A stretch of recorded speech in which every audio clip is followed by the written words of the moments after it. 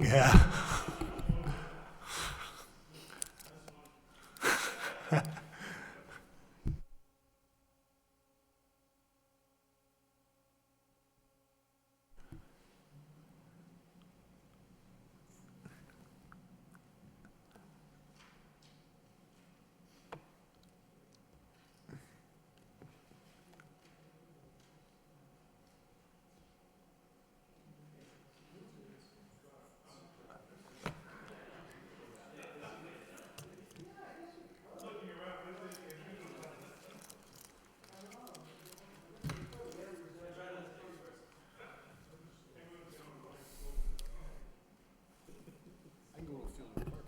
Yeah. Oh, yeah. I mean, you can go to the parking lot at any.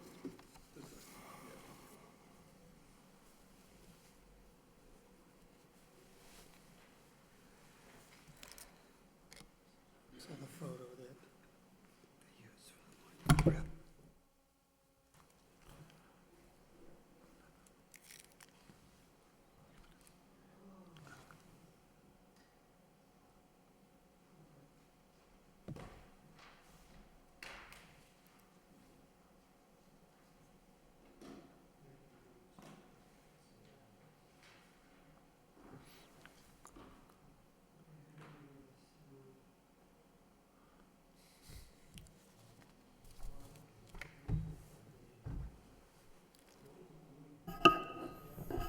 Take your time.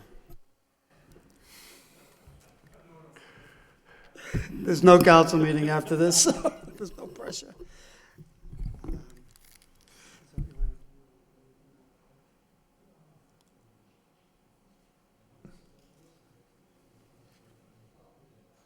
Okay. So we were just, presentation is in order. We wanted to make sure we get some of the sort of housekeeping items out of the way first before we get into the debt exclusion. So with that, Mr. Clerk, could you please call the roll? This is a meeting of the Finance Subcommittee to go over 4 items: net school spending, refunding bonds, budgetary savings, audit management letter, and debt exclusion, Lowell High School project. Mr. Clerk. Chairman Elliott. Here. Counsel Leary. Here. Counsel Milonazo. Here. 3 present. So with that, Mr. Manager, as we were just discussing, I wanted to make sure that we could get through these, and there is no time restraint tonight, but with that, if you'll proceed with, we do have a presentation that we will bring forward to the full City Council. If we could make sure that everybody receives this before the meeting tomorrow night, if they haven't already, that would be appreciated. Mr. Manager.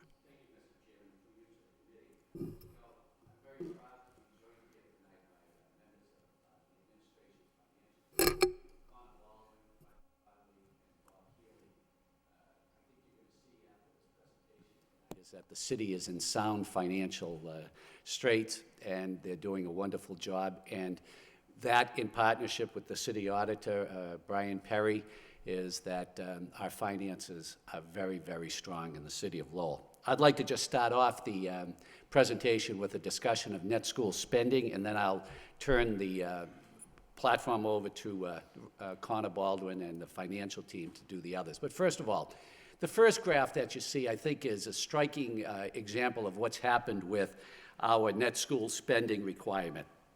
3 years ago, we were $4.5 million below our required net school spending requirements by the Commonwealth of Massachusetts.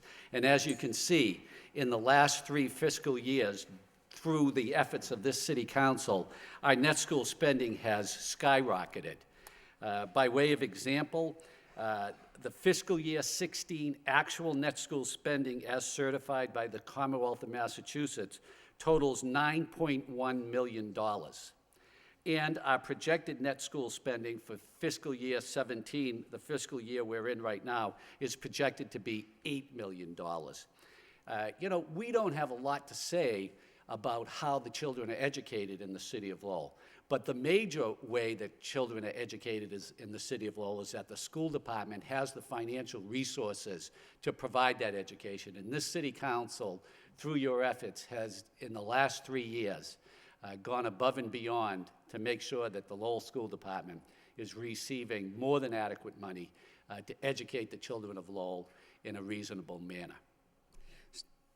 So can we just jump into questions real yeah, quick on these so we won't have to go back? So knowing that When the school department does have excess resources from a fiscal year, there used to be, I'm not sure if there continues to be, a suspense account, or does that money, has any money come back to the city?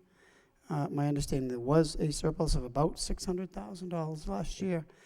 And did that go into a suspense account for any number of items, including, raises that were? I know that when we were below the net school spending level, no money could come back to the state, but to the city. But in the 3 years that we've been above net school spending, have we received any excess funds from the school department? Yeah, as long as the city is exceeding net school spending, if there are year-end balances, they should fall Right. to free cash. Right. But the question is, in the 3 years that we've been above net school spending, has the school department returned any money to us? Not to speak No, of. I'm just curious. I'm not trying to create science no, here. but I'm just saying. No, Because I know that we'll get calls tomorrow, and I just want to put it above No, board, that's all. but I know that's the question, and, Okay. okay. Maybe we'll hold all the questions till one particular minute. Okay, thank you, Mr. Maynard. That's good to know. Any other questions about net school spending? I have one if I Yep, could. go. Councilman Mazza Thank and you. Councilman Larry? Through you, Mr. Chairman. It is very commendable. You used the word commendable. It's very commendable that over the last 3 years, we've done such a terrific job on the net school spending. My question has to do with more from an audit standpoint. Did we change any bookings that may have once been on, say, the city side and moved it to the school side, or vice versa? Or are we still the way we were doing it before we were able to get up over the net school spending number, doing it the same from the standpoint of audit and just booking the expenses, I guess is my question. We're still operating under the same maintenance of effort Okay. agreement that preceded us. Okay. So all of those expenditures are the same as they were before. I will say this, Counselor, is that we've been much more diligent in tabulating our repairs to the school department and proving that we've made the repairs to the school department. And that's helped out with the net school spending requirement, maintenance of efforts. Great, thank you. And on that note, debt service, maintenance is a net school spending issue, a maintenance of effort, but construction costs are zero. That's right, Counselor. Long and short-term, debt service for long and short-term debt is reported to the state, but does not count towards the net school spending contribution. Maintenance or operational costs, are those eligible? Yes, Those do, yes. Council So, Larry? no, that's a good question. I like Councilor Milonazo. So we haven't changed anything we're auditing. So, and I guess you're attributing the $9 million increase to better accounting? No, That's that a- was just one, we Okay. didn't, but what it's attributed to is the increase in the cash contribution of Okay. the city council. That's the number one reason for it, All right. is that we've upped the amount of money that we contribute each year. I was just saying, in the maintenance of effort agreement, we have been more diligent in proving that we're doing these repairs. But the number one contributor to this rise in net school spending is you contributing so much more cash in the last 3 years than before. So it's really you making the recommendation to add more cash to the school department is a significant factor. Can you attribute what we're estimating, basically it's $1 million reduction from over the last year? I mean, we're going from 9 million to 8 million. What is that reference to? So through you, Chairman, we were actually originally projected to be 9.5 million over. This latest number just came in about a week ago, so we'll work with the school department to investigate why they're projecting now a slight decrease. But our projections show we'll still exceed $9 million. Okay, thank you. So just a quick follow-up. So basically, then you're waiting for the state to verify it, and the school department goes through these numbers as well, through their finance department, and you sit down and reconcile the numbers, and ultimately you'll come up with a number that makes sense based on what the criteria that has been pre-established, which includes the ultimate contributions via the actual cash. Are you ready to present what you think the actual cash dollars will be for the school department next year, or is that still preliminary? You're working on that through the budget process? We have already given the school department what we feel is what we're going to contribute to them. And it's an increase of, is it an increase of $2 million over last? So It's it'd an be a $3 increase of- million increase. $3 million increase over last year's. Actual $3 million increase? Yep. Okay. And there is a report in the packet. Correct, it's on the second page, and it talks about, if I could, Mr. Chairman, it's Chapter 70 monies, 143.5 million, and then the direct cash contribution from the tax levy is 18 million, which is a $3,080,000 increase over last year. Which is substantial. Right, Yes. it is. Thank you. It is. If I might just make a point for clarification's sake for folks watching at home, the amounts for the net school spending, the report that's submitted by the state is usually a year behind, so those amounts are certified for fiscal 16 after a report is submitted by the school department. The city administration and the city auditor's office works to provide components of the city's maintenance, but those numbers are submitted on the Schedule 19 by the school department to the Department of Elementary and Secondary Education. Okay, thank you. So the 3 million, is that, what will that cover? Contract negotiations still ongoing. Does that include costs in there to settle contracts, or what? It was a 2-year deal, right? That With that, yeah. that expired last year, right? I believe that they're currently in the process of negotiating that For another contract. 2 year. Yes. Okay. That will take place from July 1st of this year Mhm. through June 30th I of believe next year. that's the case, yes. And is this budget, is this covering costs from the prior budget? Yes, it's including the prior contractual obligations, but, you know, we have. Nothing moving nothing forward for moving this forward, contract? no. Okay. Thank you. Remember, the City of Lowell employees, the 3-year contract that we negotiated with them, we're in the 3rd year. The first year, they accepted a 0% increase. Right. In those contract negotiations. So those 3-year contracts expire June 30th of this year? Yes, Okay. yes. And the school department contract expired, August 31st. Just to clarify, those expire the end of FY '18, the city side contracts, yeah. That's right. The 3rd year begins next July 1st. for City of Lowell employees? Yes, Okay. for the City of Lowell. School department contract expired, I believe that's the end of this fiscal year, but we can check on that. okay, all right, so it's this year, okay, good, thank you. Any other questions on net school spending? Council Samaras, Council Marcia? Thank you, Chairman. Oh, just a question to the manager. I believe a while back in Mr. Bellegarde's department, you asked us to hire a I forget the title, a business manager, for the whole idea was to him to watch actual costs and to be able to scrutinize. Yes. Would you say that's part of the reason why? Sure. We hired the Deputy Director of Public Works, and one of the things was to get the financial matters in order. Not so much the net school spending. Not so much, but the overall The overall, control of yeah. spending. As you remember, we had problems with contract implementation, especially overtime costs, and we just decided it was time that we needed somebody with the financial knowledge to stay on top of those. But part of it, I would say, is the actual tabulation of the work we're doing on the school department our buildings that the school department occupies, that he's overseeing to make sure that they're tabulated properly. Okay. I mean, because Council Milonazo asked that question, and sometimes people raise the question, well, we're doing something differently, and so basically we're more efficient at this particular point, Right. you'd say. Okay, thank you. Okay, thank you. All set? Okay, I think that completes all our questions and issues. Thank you for the update on that, Mr. Manager. It's good news. We'll bring that forward as a report of progress to City Council meeting tomorrow. Next item we have on the agenda is refunding bonds, budgetary savings. I'm going to presume we're going to go right to Mr. CFO, Mr. Baldwin. Thank you, Mr. Chairman. The informational item that was provided to the council in a previous package had to do with a refunding opportunity that the city took advantage of.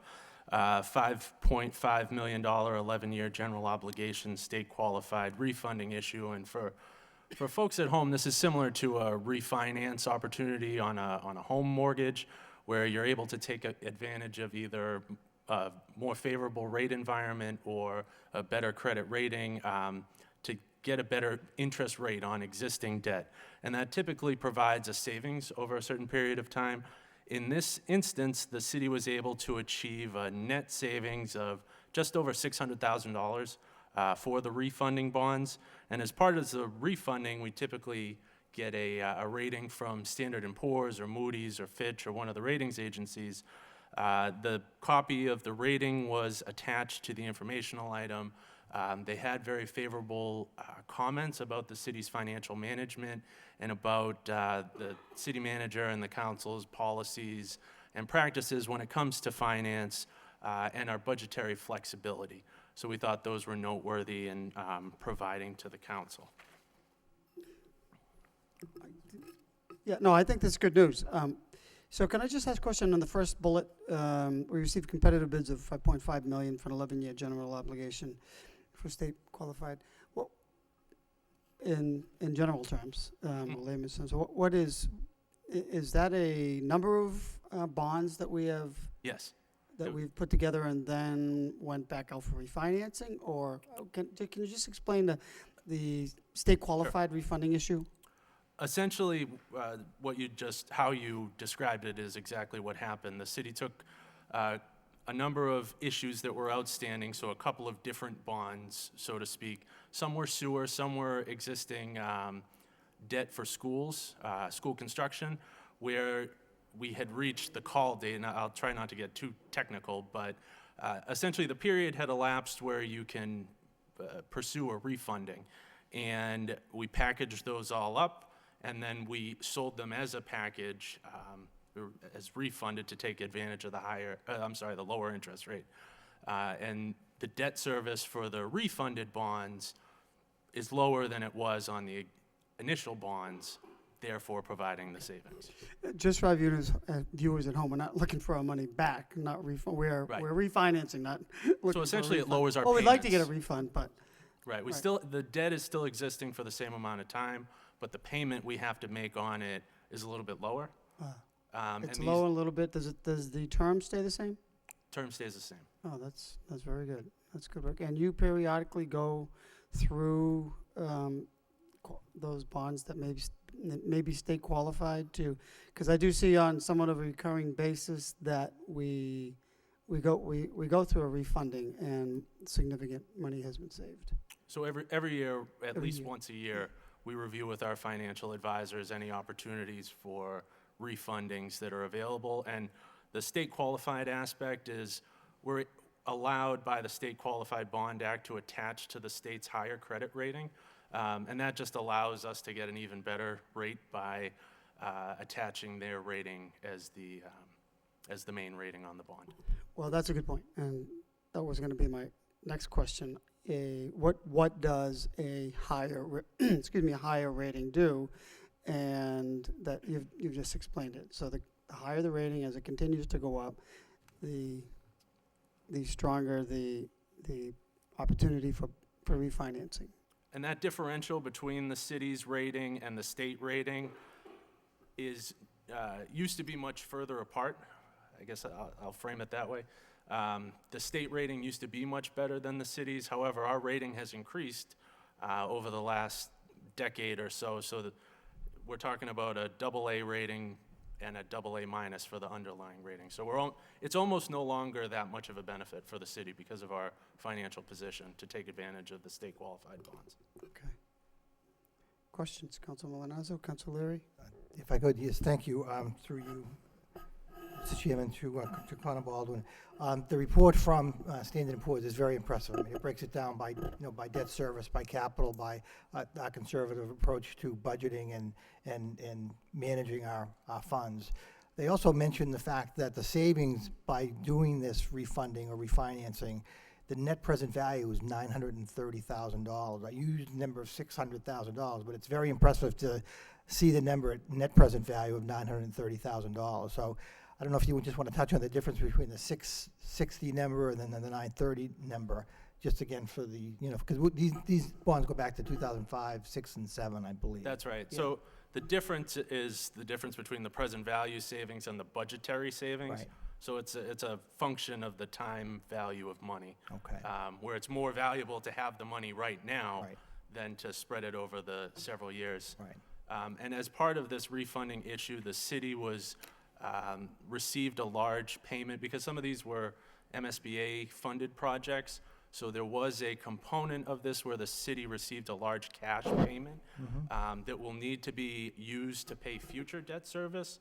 So there will, at some point before the end of this fiscal year, be a vote before this council to transfer that amount of money into the Capital Debt Service Stabilization Fund to be used for debt service in future years. Okay, thank you. And that's a requirement. Because we that's a receive legal those big requirement. payments for debt, they make stipulations or requirements that money, which is fine, I guess, unless we want to use it for high school or something. But that has to be used for debt service, or could it be part of,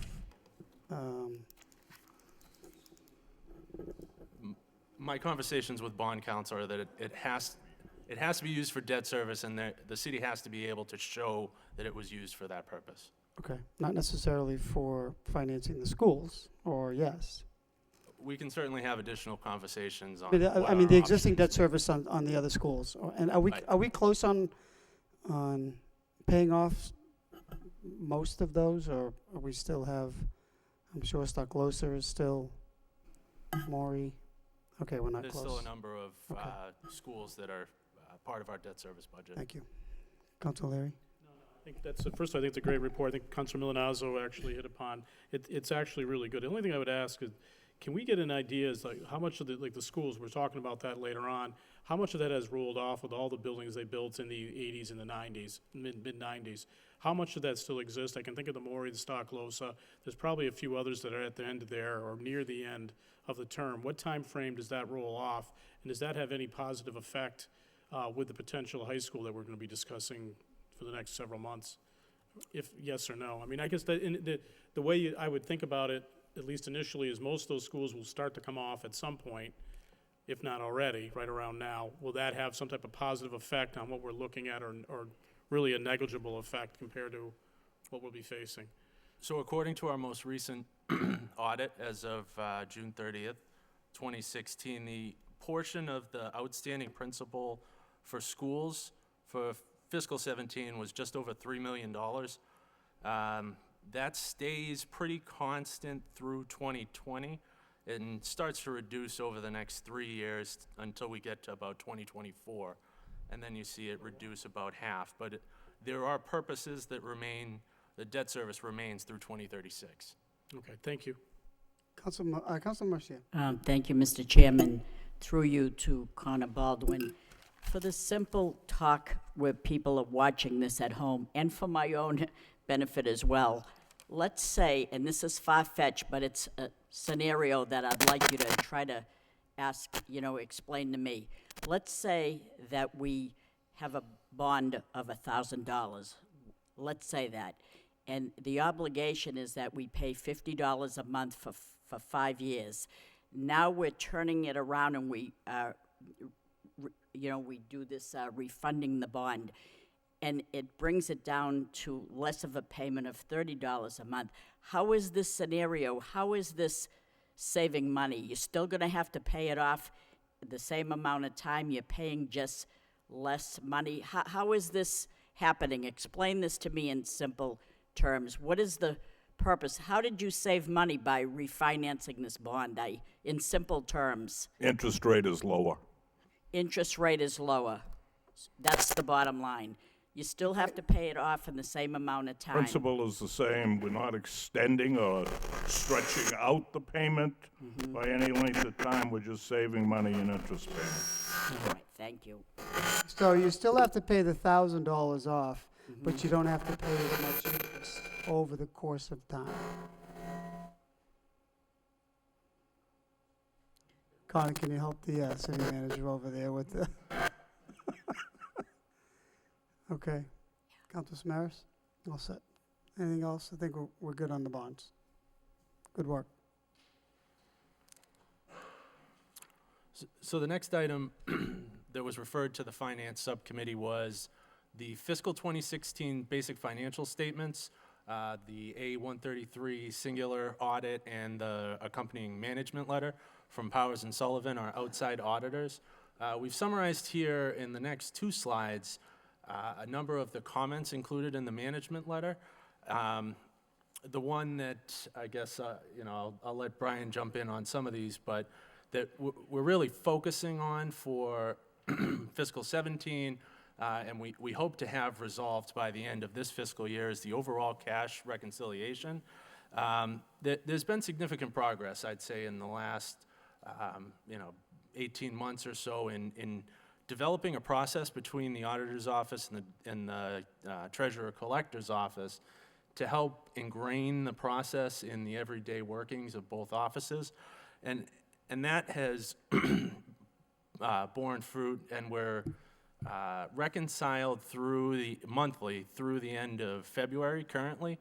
However, what we see as the next step, and really the ultimate solution to this issue, is the implementation of a software solution with Munis, and this was provided to the council as well as responses on the other comments in our corrective action plan. There's a module of Munis, which is our financial management software, called the cash management module. We've had initial discussions with Munis. We've brought some of their implementation team out to talk about first steps. The auditor and the treasurer's office have completed a number of the setup items, and 2 weeks from Thursday will be the sort of the next step in the implementation for a target go-live date of June 15th, the end of this fiscal year. So we fully expect that by fiscal 18, we'll be using this, which is a component of our general ledger and our cash management software, to integrate the solution into our business practices. Brian, Mr. Auditor? Thank you. I just wanted to add a little bit to that. Is currently my office and the treasurer's office continues to, as Connor said, work to reconcile monthly. We do it on a monthly basis. It's currently done in an Excel spreadsheet, which is one of the issues the auditors are looking to basically have us take the next step up and have more improved source documentation to show exactly where the ins and the outs are and where the variances are, so we can identify specifically what the reconciling items are. So it's, instead of simply being entered as reconciling items or a couple line items in an Excel spreadsheet, there's essentially linked documentation to support it as well. Okay, well, that's good, because this has been a recurring,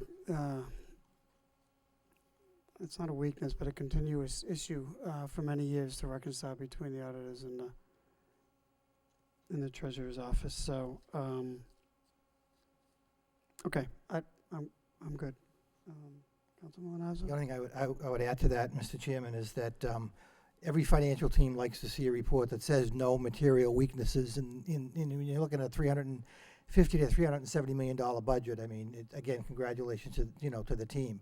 As the chairman said, this cash reconciliation has been an issue because you don't want repeat findings. Unfortunately, this has been out there for a while, and it sounds like finally, from the standpoint of matching the software, if you will, with our MIS program, it will be corrected by, well, you said go live in June. So again, that's an important correction to have happen, but it was not viewed as a material weakness.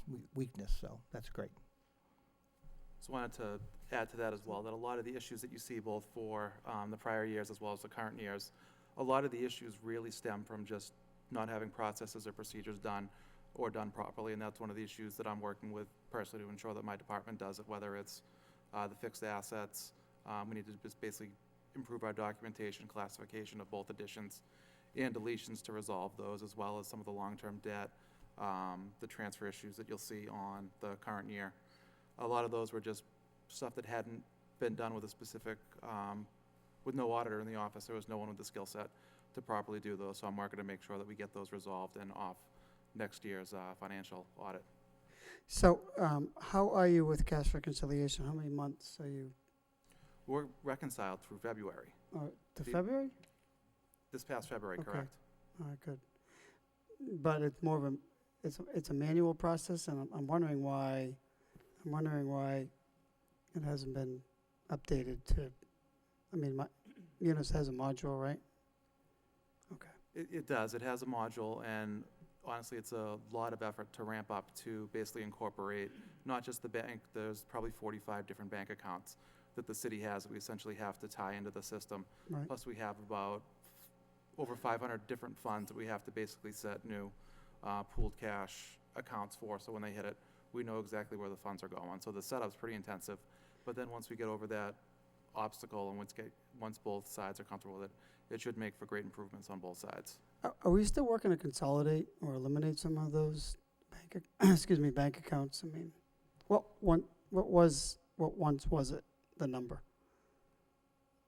We were actually just looking at this before, and this was something that was noted on the management letter and has, always been a goal of the finance team. We have somewhere in the neighborhood of,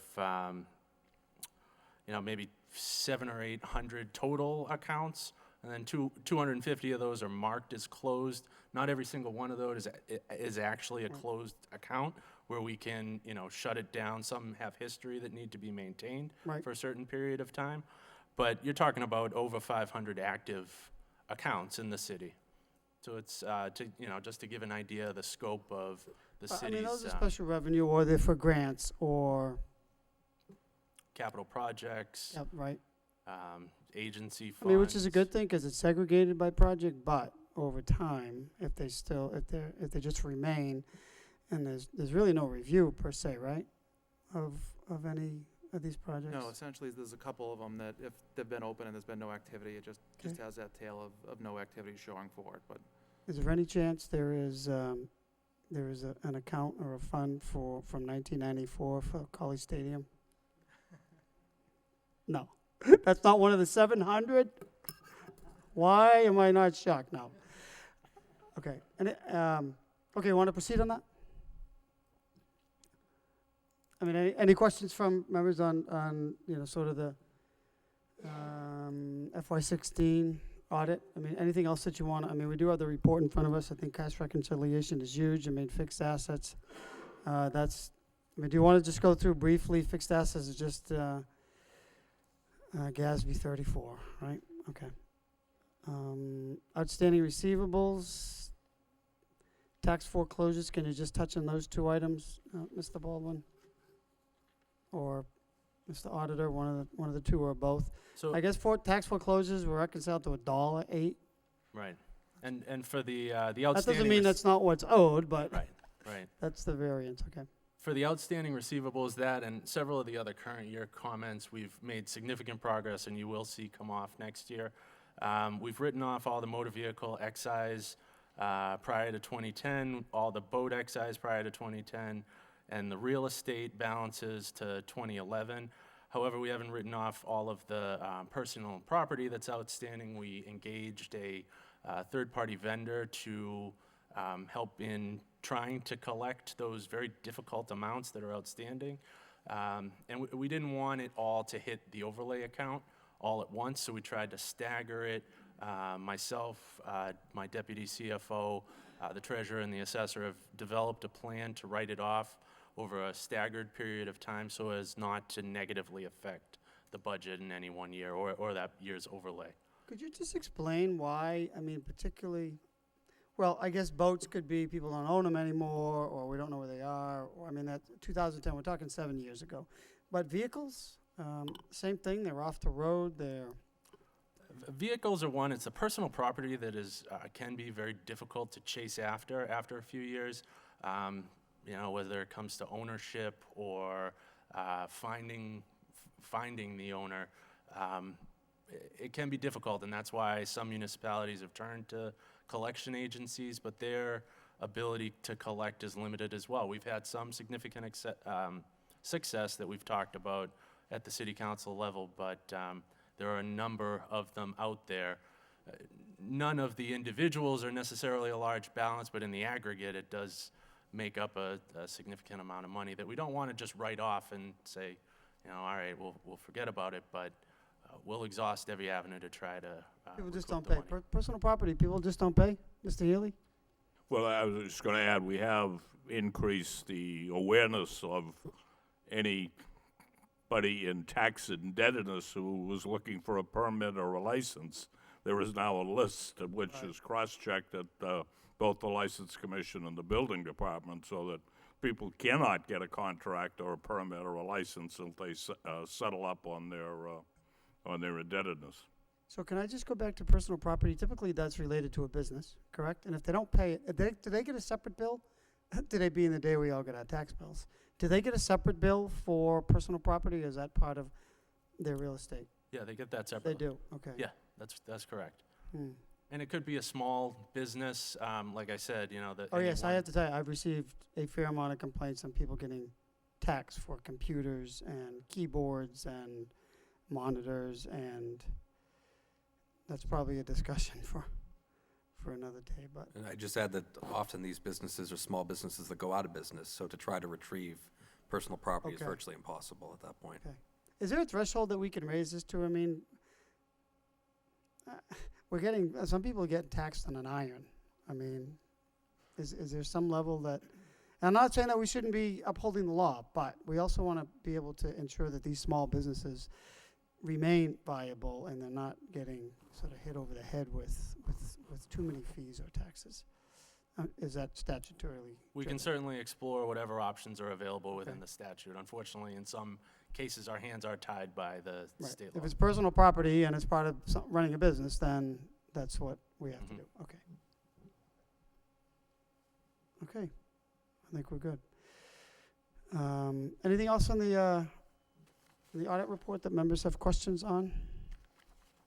If not, we will, I don't believe that I do. I think you've explained them pretty well in the report. Can I just ask one question, because this is probably a little bit of a concern as we move into this year, and I'm sure there'll be motions, including myself, on particularly the community development block grant loans receivable. Knowing that this will be underfunded, in my opinion, could you just explain to us the activity under Fund 2022 to monitor this on a quarter? Is this reprogrammable money that we're talking about? If we don't know, we can just maybe follow up tomorrow night. That is a piece that's still being examined, the 108 CDBG. Yeah, item 9 is CDBG loans recoverable. And knowing full well that CDBG is under attack from the federal government, just curious, what the process is now to monitor and reconcile receivable loans under the block grant program. So if you can let us know for tomorrow night what Yeah. exactly that is and what covers it, I Yes, think that would I'll be have helpful. more detail Okay. tomorrow evening. There is a Section 108 loan. Loan 1134, once liability payments are made. But it looks like we're all set. Okay. I think that concludes the audit report. Anything else, Mr. Auditor, you want to share? We in good shape? Plenty of money in the I think bank? we're in good shape, and we're making progress to basically reduce the number of these going forward, trying to make sure there's that there's steps done at each level Okay. to make sure that we reduce these and get rid of them going forward and improve not just the processes, but also the bottom line going forward. Thank you. So, Mr. CFO, could you get us a report, at least an update, and not a long report, on exactly what's in the overlay account by year? How far does that go back to the overlay? When are funds released? I know it's as soon as ATB cases are settled, but how long? Is there a statute on when those expire? In the most recent year's budget, fiscal 17, a significant amount of prior year's overlay accounts was surplused and used for the budget, so it has been much was withdrawn. that? I'm sorry? How much was that? I believe it's $1.75 million. For just 1 year, or is that It's used to multiple years? support the fiscal 17 budget. Overlay. Can you do that? Yes. Yeah, oh, good. So you can request, the city manager, chief executive in a municipality can request that the Board of Assessors declare a surplus. So within 10 business days of the request, the Board of Assessors calculates what's available and what the existing liability is, declares the surplus, and then that amount is available for any legal purpose. Okay. So that was used in fiscal 17. So there, I guess the short answer is there isn't as much available as was before. Without the Anel liability, it's still some out there, but there is an amount that needs to be maintained to satisfy any abatements, statutory abatements that are issued every year. And the Enel liability was, we were keeping it in the overlay, was it $750,000 every year until that was resolved? At least, I believe. Yeah. I mean, that was a significant amount that was carried forward for years through several administrations in Right. anticipation of, And that's been resolved as a result of bridge takeover. that's correct. So what is their, they were being taxed more than their payment in lieu of taxes, correct? Well, And that they was their challenged it, argument. I got it. Are they making a payment in lieu of taxes now? Yes, as part of the agreement, there was a payment in lieu of taxes arrangement. And how much was that, or I is believe it was that? $500,000, but it was also based on a percentage of their gross annual revenues. So they submit a report each year to the assessor through an arrangement in the settlement agreement to be examined. But it's a minimum of $500,000. 500,000 minimum, and then if they exceed their revenues, it would be additional funds for the city. And what were we assessing that property for? Or what was their tax obligation? It was over $1 We million, can get wasn't you it? a report on that. Okay. Touchy subject. Anything else? Quick question, Council Leary. just really quick, I mean, it's not here, but what are our current reserves right now? What are your total reserves at this point? The amount of reserves in just the general stabilization account is just over $11 million in cash. We also have, and we talked a little bit about this in the prior city council meeting, the excess levy capacity, which is a type of reserve. It's not necessarily liquid in the way that cash is, but we And we that's also- 16? 0.6 or whatever. $16.6 million in excess levy capacity. So $11 million in actual cash in different accounts that are interest-bearing accounts. Well, that's just in one account, Counselor. Okay. We also, I'm sorry, go No, ahead. no, go ahead, please. We also have just under $1 million, 870,000 or so in the capital debt service stabilization account. And that's the account that we will use to carry forward the amount I was talking about before for the refunding to be carried forward. But there's just over 850,000 that was transferred from free cash this past year. And we're looking at different accounts. We're looking at best deals we can get for the interest rates, right? We're always looking at, see what's happening with that in terms of what might be better. How do you go through that analysis? I mean, do you do it annually, biannually? How do you? Annually through the budget process, we Okay, so we do it at the examine. budget process, okay. We also maintain the OPEB trust, which isn't quite as liquid, it's more restricted. But there is, was seeded with $7.8 million, and I believe it's somewhere over 800,000. I'm waiting for the interest report, the most recent quarterly interest statement, but it's over $8 million at this point. Okay, good. Thank you very much. Boy, we could talk all night about this stuff. Well, some of us anyway. So on the health insurance trust fund, it's at 8 million. Approximately. And do we see those costs, I mean, that was set aside, well, excuse me, I'm talking about the health trust fund, where since we went to GIC, we put in, oh no, that is the OPEB liability trust. So that's at 8 million. And is that fund also to mitigate any health insurance cost that, That's a separate fund. I It think is. that you're referring to the Okay. health mitigation Right. account. so I'm That not is used. confused. And what's in that fund? Do we see that stabilizing, coming down to a point after a number of years where, We've done some analysis on the account, and it is sustainable over the next few years based on its usage. Right. The council has appropriated $250,000 in it each year to maintain that balance, and it hasn't in any one year the liability hasn't exceeded that amount. should at some point that fund cease to exist? Meaning as more people transfer out on GIC and some of the outlying costs, which it was set up for, go away? That's up to the PEC group to determine. We have an agreement with them that's in effect until 2018. Right. And when that agreement is over, if we don't continue the agreement, they can distribute this money to their members. Okay, and how much is in there? I mean, we continue to to fund it, but 3.2 is supposed, I believe it's over $2 million right Okay. now, but we could. and we need get to your fund it, report on that. continue to sustain it. But we clearly may have made up those savings from changing over to the GIC. And at It's some to point, pay you know, for- something it would be good, Mr. Baldwin and Mr. Conley, to get a report on exactly how much, I know a number of us have mentioned it. In fact, maybe you filed the motion, Councilman Mazza. oh, and Councilor Milonazo has brought it up before. Our insurance costs aren't as great, but the deductibles for the members is more. So this helps to offset the high deductibles. Right, okay, we won't go there. Okay, anything else on this? We'll move on. Also, Councilor? Councilman Milazzo? Okay, so we'll move on to, we'll move on to the next item. Shouldn't take too long. Mr. Manager, you want to kick this off, or is it your staff? This is then the last item. I think I'll defer to the financial staff to take over this. Thank you, Mr. Manager. Be nice of you.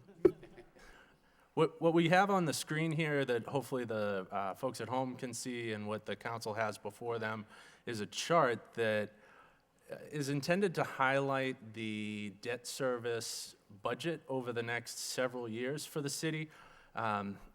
So the way that this is laid out, the blue bars represent the existing debt service. That's principal and interest payments on outstanding debt that the city currently has. And then as we move forward into the years after 2017, you can see the red portion of the bar, which represents the debt service for the capital plan, the 5-year capital plan that was endorsed by the council last May. And then finally, you see the green, I guess I'll call it green part of the bar that represents a projected Lowell High School debt service coming on in 2020. And there's a red dotted line that goes across with a percentage on top of it that's a calculation of the debt service number as a percentage of the total general fund expenditures projected in future years based on our forecast. So currently for fiscal 17, debt service accounts for 3.3% of the budget.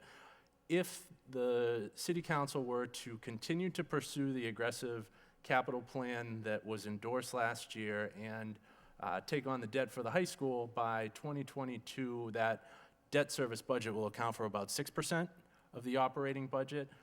We talked a little bit before about how much of that debt service is school versus general. For 2017, as I said before, it's about $3.4 million in school debt versus a little over $4.5 million in just general debt for roads, sidewalks, other building improvements. And then what you also have that's not included here is the water, sewer, debt service that's paid for by the enterprise funds, and the debt that is financed through the Massachusetts Clean Water Trust, where we're able to take advantage of sort of a pooling power of the trust to get low-interest loans on drinking water and clean water infrastructure projects. So that's just a highlight of that. One of the council had asked at the last city council meeting to also include some projected costs and projected debt service impact for contemplated police department and the contemplated combined police DPW. The city had engaged in a feasibility study several months ago. The cost for the police department was about $55 million, and the combined police DPW is $96 million. That translates to about, based on a 30-year term at 5% interest, $3.55 million for just a new police headquarters, and $6.19 million for a combined police DPW. So those amounts aren't included in this graph here, but you just have to use your imagination to sort of layer them on top, which would drive up that percentage number at the top of the chart. So Just to kind of go Absolutely. back to, and then, thank you, though, it's a very comprehensive report. The 5-year capital plan is our maintenance plan. So basically, go back to that chart. So ultimately, how much money have we, over the next 5 years, starting really next year, have we allocated, if we've already voted on, for that capital plan? So how much does that represent in actual cash?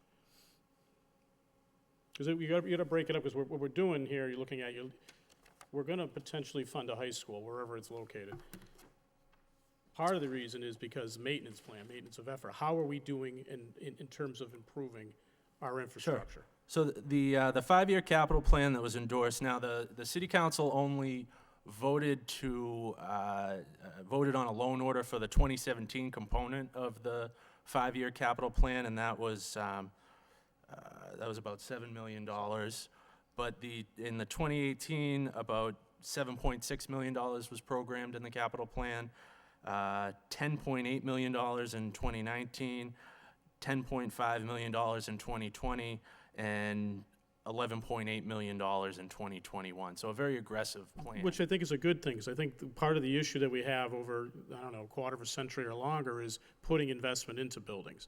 I mean, how many buildings do we own right now, roughly? We have 28 school buildings, perhaps potentially 40 buildings if you're counting every building we own. It costs a lot of money to do that, but if you don't pay the money now, or the next 5 years, you're going to be paying a lot more money going forward. So I think the plan that we initially voted on this past year is smart. It hurts a little bit because you're putting cash into it, but if you think in terms of like 15 years down the road, it's going to save you money. And that's kind of what we need to like kind of pull out and tease out. How is this spending this amount of money right now potentially saving us down the road? Because the question's going to come up regarding the high school as well. You know, the roof at the field house has been, you know, damaged since the day we put it up. We got to really manage the number of buildings and infrastructure that we have in an effort to try to save costs, because ultimately we're paying a lot of money to do it. And I think sometimes it comes down to we're paying money that we probably shouldn't have had to have paid if we put a little bit of an investment going forward. You may not have that answer now, and if you do, it'd be great to hear it, but we got to really show that this investment is going to save us money down the road. So just to provide one example of that, Counselor, a couple of years ago, the council voted about a $6.3 million loan order for the parking garages, the Leroy and Lower Locks, and it was estimated that if we hadn't done that work, we'd be 5 or 10 years away from having to basically demolish the buildings and at $35–40 million a pop, build them brand new, so. Oh, and I think that's a good example. I think what we need to do is tease out what we're planning in our plan. I know we've read it, and it's really a lot to read and a lot to take in, but we really got to show if we don't do it, what's that cost potentially going to be? Because ultimately it's coming off, we're paying taxes for this. We're going to pay one way or the other. And part of the reason, not the entire reason, but a large reason why we're doing this high school again is because a lot of things haven't been done that could have been done 10, 15 years ago, which would have hurt 10, 15 years ago, but it's going to hurt a lot more if we don't do it going 15 years in the future. And that's what we need to demonstrate that objectively with what's that actual pain going to be if we don't do this now. And I think that doesn't only applies to the high school, but it applies to everything. It applies to the police station, fire stations, everything that we have. And we got to look at it like we're a substantial landlord in the city. Schools alone, again, are 28 buildings. I mean, we should know how many buildings we have, what are those issues with those buildings, what are the years of those buildings, because it's really, at the end of the day, costing us a significant sum of money. Thank you. Councilor Milonazo. Thank you, Mr. Chairman. Again, if you look at the management letter, it talks about the strong position that we are in from a debt service standpoint. And of the $230 million that we actually have been authorized to borrow, 117 of that is self-supporting through the enterprise fund and another program. So again, if you look at this chart, and yes, it is going up, and I'm assuming these percentages are net numbers after some of the principal has been paid down during these fiscal years. So even though it's going from 3.4 to 5.8, it's still well within, according to the management letter, our ability to borrow it, pay it back, and do the capital improvements, including the high school, that we as a council and you as the administration feel are important to continue to move forward. So I think, again, the strong debt position as well as the contingent liability for this city continues to be strong. Thank you. Thank you. Want to continue, Mr. Baldwin? So this next slide here has to do with the portion of the motion response that outlined the debt exclusion process. We did discuss this at the city council meeting last week, and we mentioned it here tonight, the excess levy capacity for the city, which is a measure of the difference between essentially the current tax levy and the levy ceiling is 16.6, almost $16.7 million, and that represents the amount of money that the city could tax but has not taxed over the years. And the city has historically raised under the 2.5% limit allowed under the Proposition 2.5 statute, which is why that excess levy capacity number has grown. So that amount is available, and many communities where there's a Proposition 2.5 override, it's because they're at their limit, where Lowell is not in that situation. This is a chart that was taken from the motion response that sort of visualizes how properties, single-family homes in the city are distributed. The largest number of parcels are within the $250,000 to $350,000 range, and the average single-family home falls within that range. There's over 10,000 of those. The next largest being the $350,000 to $450,000 range, with some either being under $150,000 and then less still, $450,000 plus. So with that information, we tried to determine, based on the projected project costs and local share from Skanska, the OPM, some potential tax impact from the various options that are voted by the council. So we have here the impact for a $150,000 home, $253,000, $350,000, $450,000, etc. We also, the council had requested that we gauge the impact on commercial property taxes, and we've done that here as well. So these charts lay out the local share, what the fiscal year 17 tax bill would be for any of these various properties, and what the tax impact would be. The average commercial property is about $426,000. You know what would be really good? I like the chart where you break out the number of houses. I mean, I apologize, I wasn't able to pull this one up and look at it. We could do it for the commercial too. Where does it all fall in? Because this is an interesting, if you look at the housing, how many houses fall within the 250 through 350 and so on. If we could do that commercially, that's an interesting way of looking at it and measuring it. I think it's a very, the report itself is very detailed, and I really appreciate it, because it does show you exactly, you know, if the numbers stay as they are, here's what your potential impact's going to be based on the evaluation of your home. So you'll know right away. And the commercial side, I think it's the first time you broke it out this way, is good information to know, because this is what's potentially going to happen if we pick any one of these options, if the numbers stay the same, and if the council goes forward with it, which I think is information that people need to know. And when I was going back, and I know that's what I was talking about, the capital plan, the maintenance of effort, I think you're looking at it, if you don't do something like this, what's it going to cost 10, 15 years down the road when you, at that point, have to do something? You have no choice.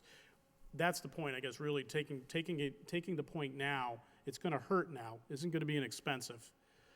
If you did it 15 years ago, it would have been a lot less expensive. If you wait 10, 15 years where you're basically going to have no choice, what is that impact going to be? And I think this begins to illustrate that. I think it's an excellent report to show, yeah, it's going to hurt. It's not something that anybody enjoys, whatever option you pick out of these. But I think at the end of the day, from my personal point of view, if we don't do it, it's just going to cost that much more. It's going to put us in a situation where we're not going to be able to really do anything. I think now we actually have some options. They're not fun options. They're going to hit the folks, I mean, they're going to hit me, going to hit everybody here and everywhere else in the city pretty large. But at the end of the day, if you don't do it, the consequences, you're going to have to fix things. Your capital plan's going to have to increase while you wait to do it again and get in line. And I don't think the state, you know, if we had done it 15 years ago, the state would have been an 85, 90% reimbursement, depending on what you're talking about, maybe a little less. Now you're talking about 65, 55, depending on how things get accepted or don't get accepted. What is that dynamic going to be 10 years from now?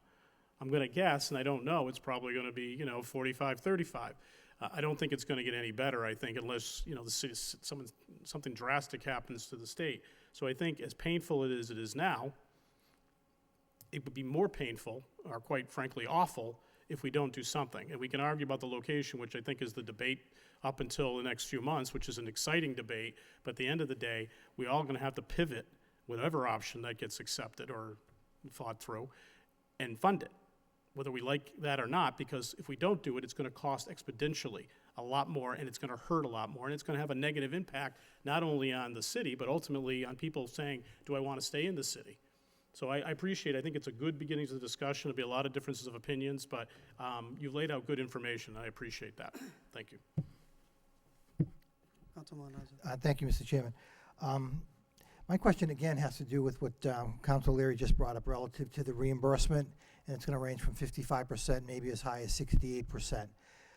Is it correct that the city of Lawrence, when they did their high school back, probably going on 8 or 10 years now, they were given a out-of-the-box percentage reimbursement because of things going on in their community? And again, I'm not explaining myself correctly, but I don't know if it was based on dropout rate or the poverty level. I'm just curious as to whether or not there's an ability for us to go back to the MSBA at some point and say, you know, this is what we've picked. It's going to be the most expensive high school in history of the Commonwealth, you know, but for these reasons, you know, we think that the MSBA should consider a 75% reimbursement, because as Councilor Leary said back, you know, 15, 20 years ago, we were at 85% reimbursement. Not that it wasn't difficult to borrow the difference, because it was. We weren't as strong as we were fiscally back then as we are today, in my opinion.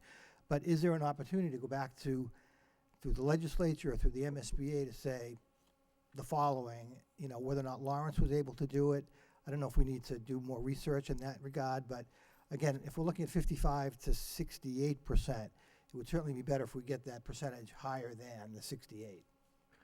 Well, one of the things I think that's impacting it the most, while their policy set at a maximum of 80%, it's 80% of eligible costs, and it's limited to $312 a square foot of construction.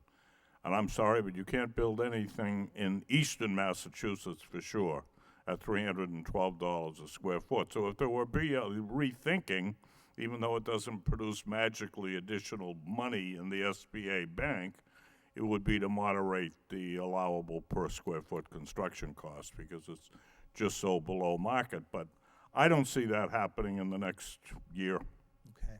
Would we ever, I know the Commonwealth is able to, if I could, Mr. Chairman, go out longer than 30 years. Would we ever say, go out and do a 40-year borrow? Again, you'd clearly be paying more interest, but would you ever consider doing a 40-year borrow to take some of the impact off the taxpayer initially? Would bond counsel let us do that? I guess is the I'm not question. sure how SBA would look at that. Certainly, financial advisors would look askance. I mean, 30 years is usually the out limit on any bond I've seen. Right. But Under the statute, Chapter 44, Section 7, for municipal buildings, typically the maximum term is 30 years. Oftentimes, if you're in better financial position, you try to borrow for less. Right. The term, I mean. There may be, under the school building program, special provisions to petition, which we can certainly research, but as far as the statute is concerned, as it relates to purposes for which municipalities can borrow, the maximum term is 30 years. I can tell you that we did one project in the city of Revere, and it was a 40-year. It was a 40-year borrow. It was under the Mass Housing 667 program, so clearly could be different, obviously, than what we're talking about here, but that was the first time in my public career that I saw a 40-year borrow, so. I think the creative thinking that Councilman Alzo is looking at, I think we should do that. I think definitely go back to it. The square footage we've spoken about several times, and it's been, you know, kind of frustrating. I think they're going to try to go back and look at it. I think that's something we continue the pressure. I agree with Councilman Alzo. I think we should look at the 40-year. What's the harm of looking at that? How does that impact it? What does it mean? This is not building, you know, the Morey Elementary School. You know, it's not building the Songus Arena. This is building something that both of them combined don't even equal a quarter of it. It's a significant impact, not only to our dollars, but ultimately state. And I think the problem, the concern is, as you get into the project, you know, what's going to happen is there's always issues with it. You're going to be held to that budget number, and you're going to be looking at potentially reducing things. And no one wants to do that, because the building's going to last long beyond our lifetime. So I think entering to that dialogue is an intelligent thing to do. I know one of the things I think Councilman Malinowski asked in December regarding, and the response we got, basically, if someone had donated something, donated science labs or whatever, that would have a negative impact on the funding from the MSBA, and I think, you know, they would they'd let you take the money, but they would take the credit for it. We need to really, I think, kind of, we're so focused on where it's going to be that at the end of the day, looking at the funding is really the important part. It's going to be somewhere.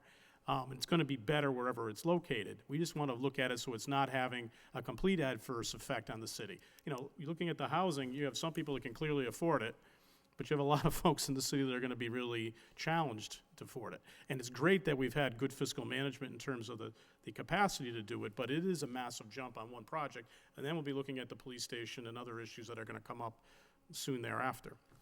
But I like the creative thinking. I think we should try. Thank you. So one thing to add, Counselor, is one of the reasons we selected our project team is they've had success before with going to the MSBA and saying, hey, listen, you normally qualify this as ineligible, but it'll save both of us money if we make this an eligible cost. And they've had success with that in the past. So we'll continue to pursue that as we go through schematic design and into the project funding agreement. Yeah, I think that's a good point that they've made at the SBC meetings, that they continue to do, that they go back to SBA and push back on some of these items that SBA says, no, it's not eligible.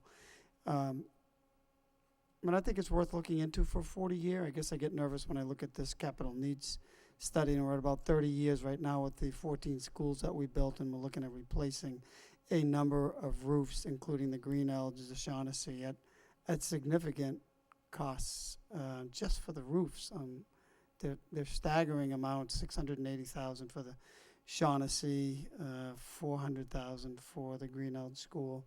And again, these are schools that we built I guess they're going on 30 years now, and we have to start making investments in them. But I think it would be interesting to see what the overall cost would be between 30 and 40 years and what that interest rate is. But knowing that we're going into such a magnitude of a project, and if we can reduce that capital cost, knowing it's between 7 and 9 million. You know, some of these projects, as I look at it, we'll just have to, some of them we're gonna have to wait if we look at this. I mean, we're looking at expend anywhere between 5 and 11 million. Are those all general obligation? They're all loan orders? The capital needs, it's all borrowing. It's all bond. So, for instance, in 2018, the plan is to invest almost 7.6 million for various projects, and this is the report that you produced, which is very good, Connor. 2019, we're looking at 10.8 million. 2020, 10.5 million for streets, for sidewalks, for a number of items. Those are borrowed. That's, you go out for loan orders. It's not out of, it's debt service that we have to pay for.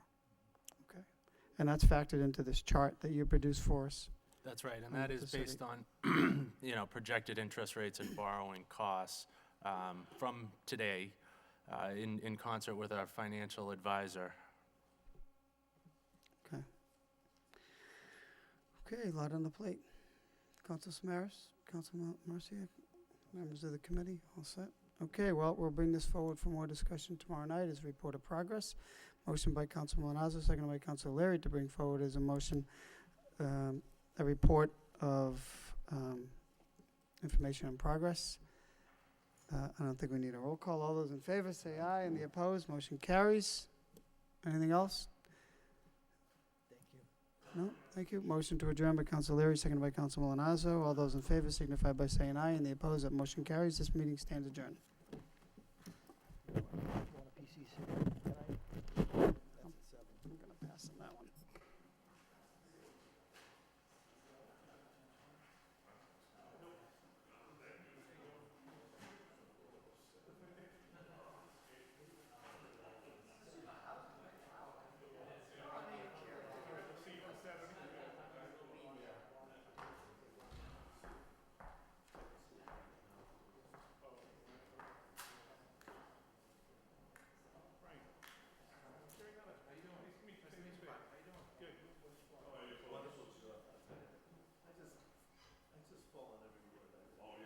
Connor? How are you?